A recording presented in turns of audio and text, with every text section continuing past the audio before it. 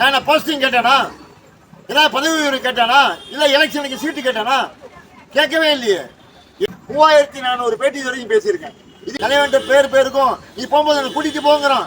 எந்த மூஞ்சியை வச்சு நான் அவன்கிட்ட பேசுறது? ரெண்டாவது, என்னுடைய பேச்சு மலேசியா சிங்கப்பூர் வரைக்கும் எட்டது. ஏன் டிவிகே தலைவர் காதுக்கு என்னுடைய பேட்டி பேசி சேரல?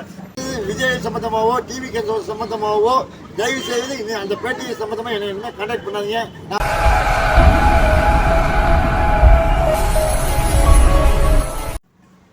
வணக்கம், என் பெயர் நெல்லை கஜேந்திரன். தாங்கள் அறிந்தது. டிவிகே தொண்டர்களுக்கும் மக்களுக்கும் என்னுடைய பணிவான வணக்கங்கள். நான் கிட்டத்தட்ட ஒரு 5 வருட காலமாக விஜய் சின்ன குழந்தையா இருக்கிற மாதிரி அவர் கையை பிடிச்சி கூட்டி 3 சக்கர வண்டி ஓட்ட வச்சு, 3 சக்கர சைக்கிள் ஓட்ட வச்சு, 2 சக்கர சைக்கிள் ஓட்ட வச்சு, டிஎஸ்50 ஓட்ட வச்சு, பைக் ஓட்ட வச்சு, கார் ஓட்ட வச்சு எப்படி ஒரு குழந்தைய மேலே கொண்டு வருவாங்களோ அதே மாதிரி நான் டிவிக்கு விஜயை கடந்த 5 வருடங்களாக அரசியல் வாழ்க்கையை நான் கொண்டு வந்திருக்கேன். இதில் என்ன கேட்டால் சுற்றுப்பயணத்துலேருந்து ஆரம்பித்து மாநாடுலேருந்து ஆரம்பித்து இன்னைக்கு அரசியல் களத்தில் ஜெயிப்பாருங்கிற ஒரு இடத்து வரைக்கும் நான் கொண்டு போய் விட்டுருக்கேன்.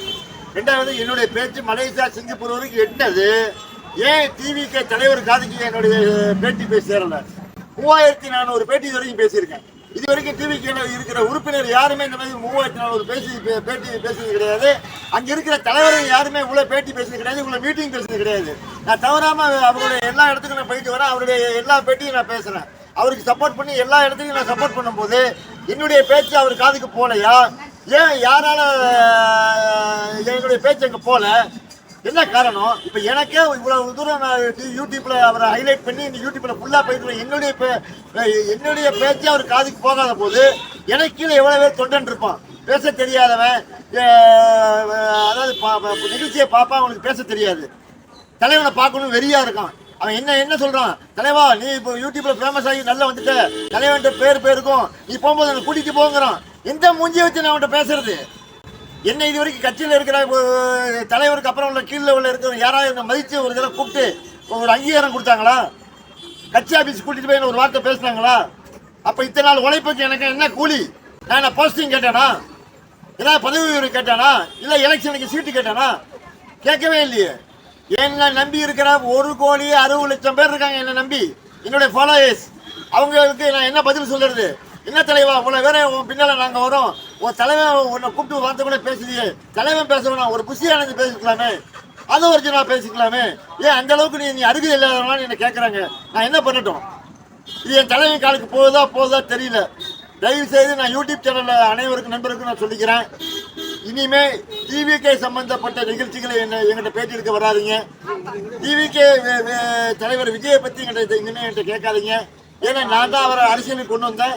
அந்த முறைப்படி அவரை ஜெயிக்கிற அளவுக்கு பக்கத்தில் மாங்கனியை தொடர அளவுக்கு நான் எட்டி வச்சுட்டேன். இனிமே பறிக்காம கை விடுறதாங்கிறது அது விஜய் கையில் தான் இருக்கு. ஏன்னா நான் ஜெயிக்கிறதுக்கு உண்டான எல்லா ஏற்பாடும் பண்ணிட்டேன். இனிமே அதை ஜெயிக்க வைக்கிறது அவர் தான் பார்த்துக்கணுமே தவிர நான் என்னால் எதுவும் செய்ய முடியாது. ரெண்டாவது, விஜய் சம்பந்தமான இனிமே சுற்றுப்பயணங்கள், இனிமே அவருடைய செய்திகள், இனிமே நான் என்னுடைய வாயால் இனிமேல் எதுவும் வரதுக்கு வாய்ப்பு இல்லை. ஏன்னா நான் இன்னொரு பாதையை நோக்கி போகலாம்னு இருக்கேன். அதனால இத்தனை நாள் எனக்கு பேராதரவு கொடுத்த விஜய் டிவிகே உறுப்பினர்களுக்கும் பொதுமக்களுக்கும் நன்றியை தெரிவிச்சுக்கிறேன். பொதுமக்கள் வேண்டுகோளுக்கு இணங்க தான் நான் விஜய் ஹைலைட் பண்ணேன். நான் கட்சியில் சேரணும், பேர் வாங்கணும், அந்த புத்தியை நான் வரல, அந்த எண்ணத்துக்கு நான் வரல. மக்கள் என்ன சொன்னாங்க? இன்னொரு ஆட்சி தேவைன்னாங்க. இருமா, நான் விஜயை கொண்டு வரேன். யாருன்னு வெளியில தெரியாது. விஜயை கொண்டு எல்லாருக்குமே தெரியும். யூடியூப் உலகத்தில் கஜேந்திரன், நெல்லை கஜேந்திரன் தான் விஜயை கொண்டாருங்கிறது உலகத்துக்கே தெரியும். அப்படி இருந்தோம் இது மிச்ச கட்சியிலேருந்து எனக்கு ஃபோன் பண்ணி கேட்குறாங்க, தலைவா நல்லா பேசுகிற தலைவா, சூப்பர் தலைவா அப்படின்னு. அடுத்தவங்க கட்சியிலேருந்து என்னை கூப்பிட்டு பேசுகிறாங்களே ஐயா. நம்ம கட்சியில் உள்ளவங்க யாருமே என்னை கூப்பிட்டு பாராட்டு இல்லையா? ஒரு வார்த்தை கர்த்தசிக்கு கேட்கலாமே ஐயா. ஏதோ ஒரு தெரிய முடியல, எவ்வளோ ஒருத்தனை பேர் தேடி பிடிச்சி பார்க்குறாங்க எல்லாரும். அப்போ நான் ஒரு இடத்துல தான் இருக்கேன், இந்த பர்டிகுலர் இடத்துல தான் இருக்கேன்னு தெரிகிற அளவுக்கு யூடியூப்ல வருது. ஏன் என்ன ஒரு தடவை பார்க்கலாமே, இல்லை என்ன ஆஃபீஸுக்கு கூட்டிகிட்டு போகலாமே ஐயா? என்ன குறைஞ்சி போகுது?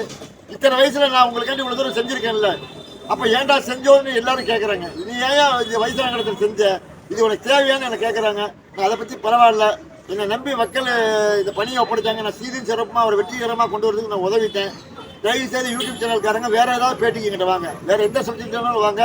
தயவு விஜய் சம்மந்தமாகவோ டிவி கேஸ் சம்மந்தமாகவோ தயவு செய்து அந்த பேட்டி சம்மந்தமாக என்ன கான்டாக்ட் பண்ணாதீங்க. நான் கொஞ்சம் மன நிம்மதியோடு இனிமேல் இருக்கணும்னு நினைக்கிறேன். அனைவருக்கும் இதனால் செய்த உதவிக்கு நன்றி.